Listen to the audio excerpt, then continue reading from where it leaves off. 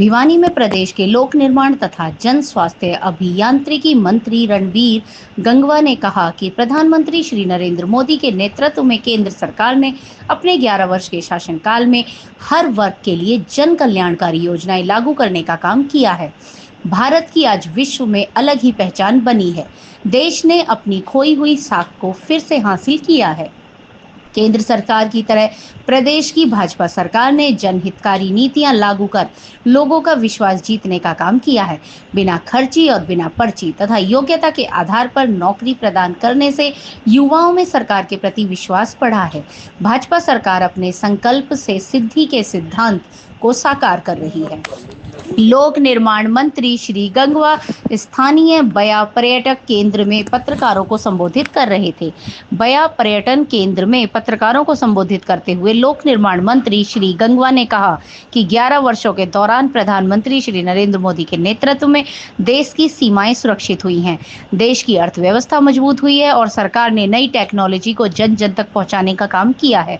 उन्होंने कहा कि भारत ने ऑपरेशन सिंदूर के माध्यम से पाकिस्तान के आतंकी ठिकानों तथा एयरबेस को ध्वस्त किया।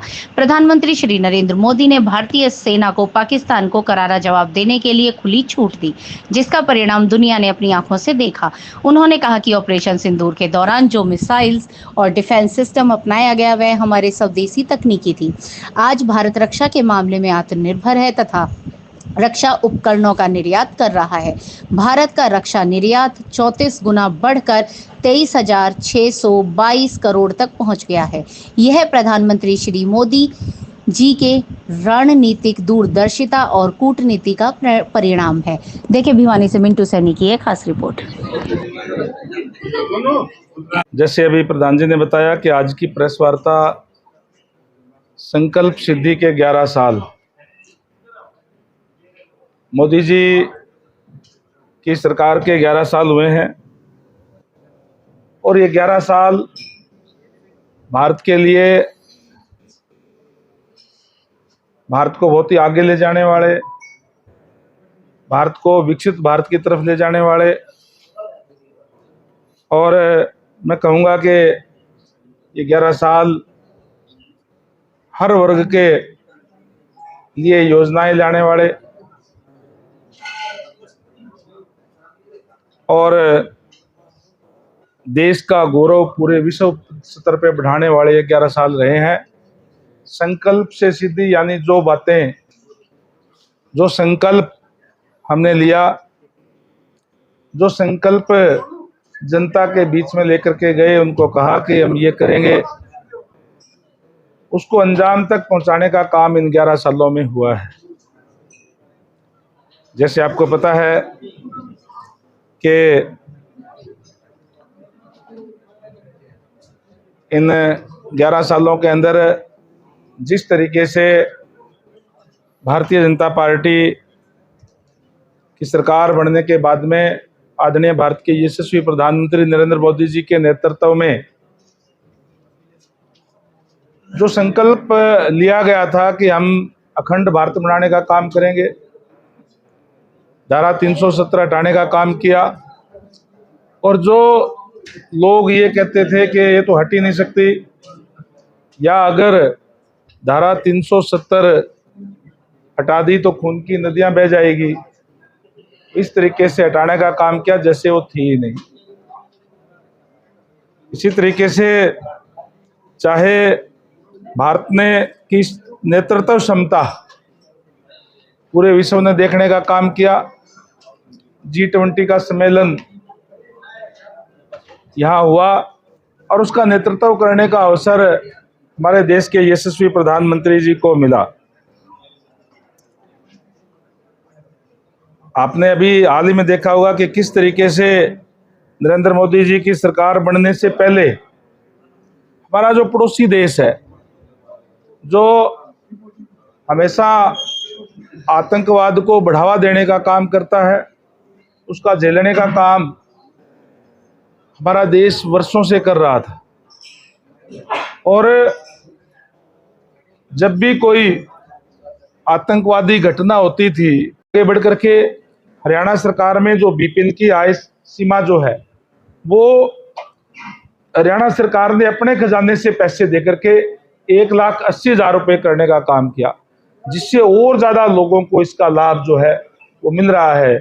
और जहां बीपीएल का लाभ मिल रहा है, वहीं उनको ये 5 लाख रुपए तक का हरियाणा चिरायु कार्ड के नाम से उनको देकर के किसी भी प्राइवेट हॉस्पिटल के अंदर भी वो जाकर के अपना इलाज करवा सकते हैं। परमात्मा ना करे अगर कोई हारी बीमारी आ जाए तो।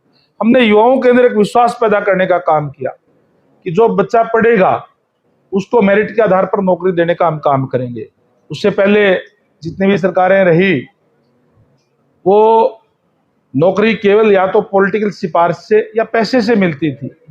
हमने उसको दूर करके फैसला लिया कि हरियाणा के, मैं धन्यवाद करूंगा इसके लिए हमारे पूर्व मुख्यमंत्री आदरणीय मनोहर लाल जी का, जिन्होंने एक सख्त फैसला लिया कि हमारा जो हरियाणा के जितने भी हमारे जो परिवार है वो हमारा परिवार है, और परिवार में जो बच्चा पढ़ेगा उसको मेरिट के आधार पर नौकरी मिलेगी। और आज हरियाणा प्रदेश के अंदर मेरिट के आधार पर नौकरी मिल रही है।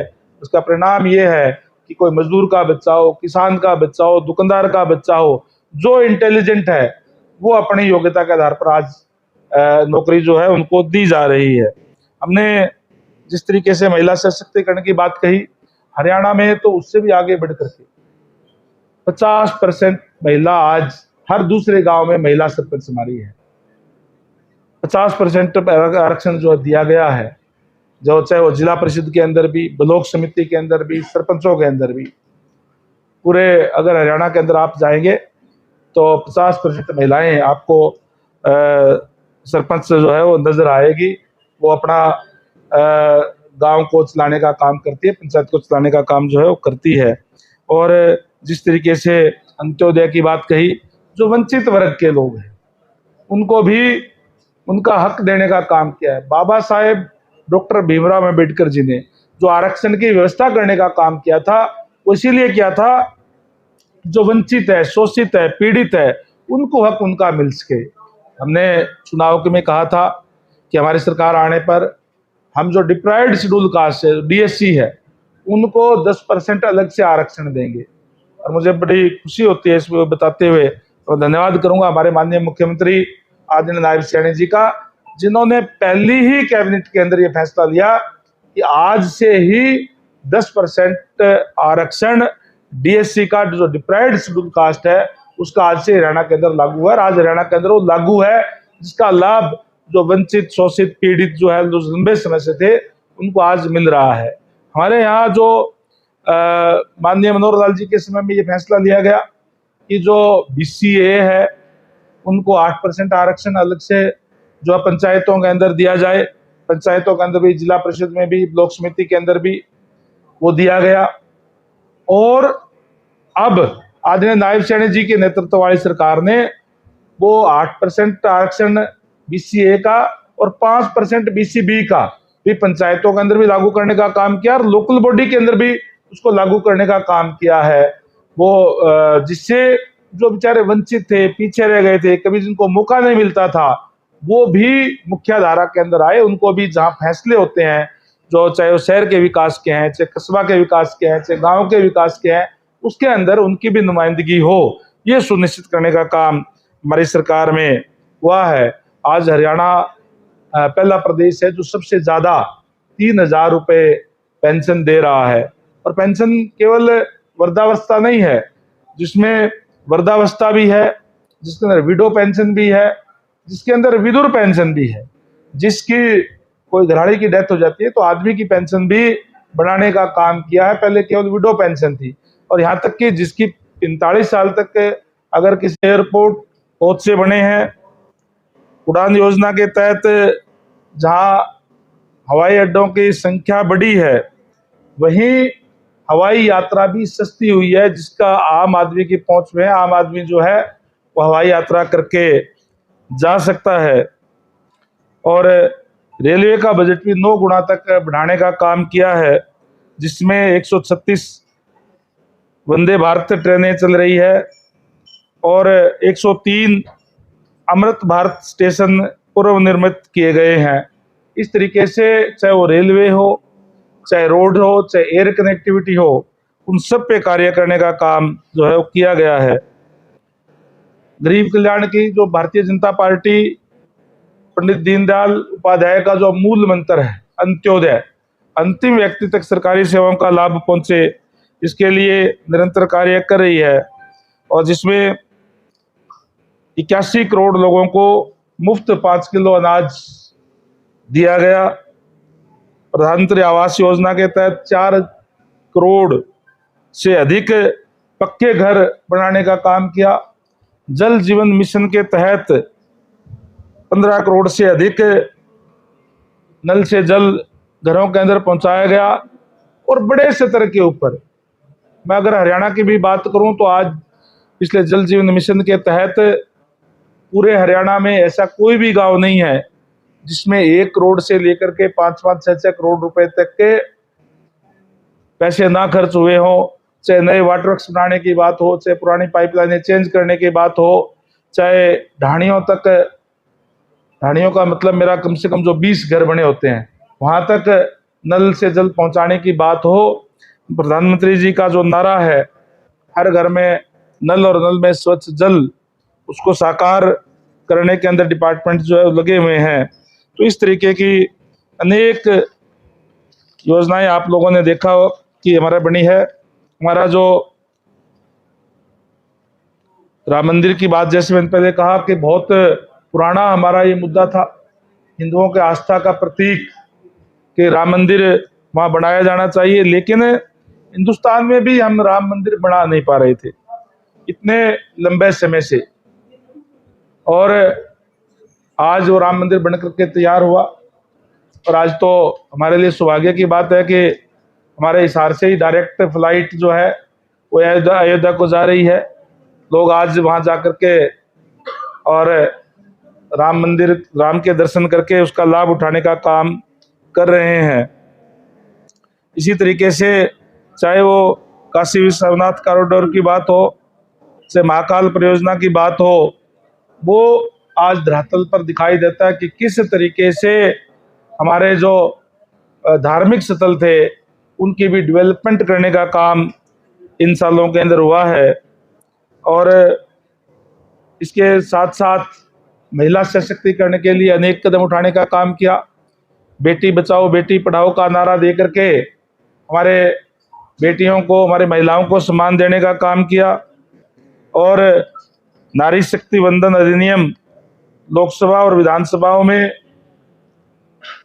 अब 33% आरक्षण भी हमारी महिलाओं को, हमारी बहन बेटियों को जो है वो मिलने जा रहा है, जिससे महिला सशक्तिकरण का वास्तव के अंदर उनको लीड करने का मौका जो है आदरणीय नरेंद्र मोदी जी की सरकार के अंदर इस तरीके के फैसले लिए गए हैं जो महिलाओं को वास्तव में उनको सशक्तिकरण करने का काम कर रहे हैं। और 3 तलाक जैसी कुरीति जो हमारी मुस्लिम बहनें हैं उनका 3 तलाक का समाप्त करके और उनके साथ न्याय करने का काम भी इसी सरकार के अंदर हुए हैं। ये घटना होती थी तो उस समय के प्रधानमंत्री यूएनओ में जाकर के कहते थे कि देखिए पाकिस्तान ने ये कर दिया, उनके आतंकवादियों ने ये कर दिया। हमारे देश के यशस्वी प्रधानमंत्री जी ने प्रधानमंत्री बनने से पहले जो संकल्प लिया था, जो कहा था उन्होंने कि हमें उनको उन्हीं की भाषा में जवाब देना चाहिए। और चाहे कोई भी देश हो, कितना शक्तिशाली देश हो विश्व के अंदर, उन्होंने कहा था कि मैं ना आंख उठा के बात करूंगा, ना नजरें झुका करके बात करूंगा, आंख में आंख मिला करके बात करूंगा। और उन्होंने ये करके दिखाया है। हाल ही के अंदर जिस तरीके से घटनाएं हुई आतंकवाद की, उनको कड़ा जवाब देने का काम किया है। उनके घर के अंदर घुस करके चाहे सर्जिकल स्ट्राइक करने की बात हो, और चाहे हाल ही के अंदर जो पहलगाम की घटना हुई, उस घटना में जो हमारे निहत्थे सैलानी थे उनको धर्म पूछ करके मारा गया। और अगले ही दिन आदरणीय नरेंद्र भाई मोदी जी ने पूरे विश्व को ये संदेश देने का काम किया कि नया भारत है, मोदी जी का भारत है, आतंकवाद का इसमें कोई जगह नहीं है। और जिन लोगों ने ये किया है या उनके पीछे जो लोग हैं उनको इसकी कड़ी सजा मिलेगी, और उन्होंने कल्पना भी नहीं की होगी ऐसी सजा देने का काम करेंगे। मैं सलाम करता हूं हमारे जाबाज सैनिकों को कि 7 मई को हमारे महिला सैनिकों के नेतृत्व के अंदर जिस तरीके से 100 किलोमीटर तक पाकिस्तान के अंदर जाकर के और जो उनके 9 आतंकी ठिकाने थे उनको नष्ट करने का काम किया, मैं समझता हूं कि उन्होंने इस बात की कल्पना भी नहीं करी होगी। और उनके जो एयरबेस थे उनको भी नष्ट करने का काम जो है वो किया। और उसके बाद में जो उनकी तरफ से नापाक हरकत हुई उसको में भी उनको घुटनों पे लाने का काम किया। इस तरीके का से जो फैसले लेने वाली सरकार है, और ये कहा स्पष्ट तौर पे कि खून और पानी एक साथ नहीं बह सकते, और उन पे जो इंडस जल संधि थी उसको समाप्त करने का काम किया। और ये भी बता दिया कि भारतीय धरती पर अगर किसी तरीके का भी कोई इस तरीके की आतंकवादी घटना होगी तो उसको युद्ध माना जाएगा। आज देश निरंतर मोदी जी के नेतृत्व में आगे बढ़ रहा है। हमारे इस घटना के अंदर भी जो मिसाइल, हेलीकॉप्टर जो यूज किए गए हमारे स्वदेशी यूज किए गए, हमारे यहाँ के निर्माण किए हुए। और आज हमारा जो रक्षा का निर्यात है वो भी पहले से 34 गुना बढ़ करके 23,622 करोड़ रुपए तक पहुंच गया है। ये हमारे देश के यशस्वी प्रधानमंत्री जी की दूरदृष्टा और कूटनीतिक तैयारी का नतीजा ही है कि आज भारत के अंदर अपना रक्षा उपकरण भी जो है बनने शुरू हो गए हैं। और संकट काल के अंदर भी जिस तरीके से नरेंद्र मोदी जी के नेतृत्व में न केवल भारत में बल्कि विश्व में कहीं भी अगर हमारे भारतीय नागरिक रह रहे हैं तो उन्होंने भी अपने आप को सुरक्षित महसूस करने का काम किया। हमने देखा कि किस तरीके से यूक्रेन और रूस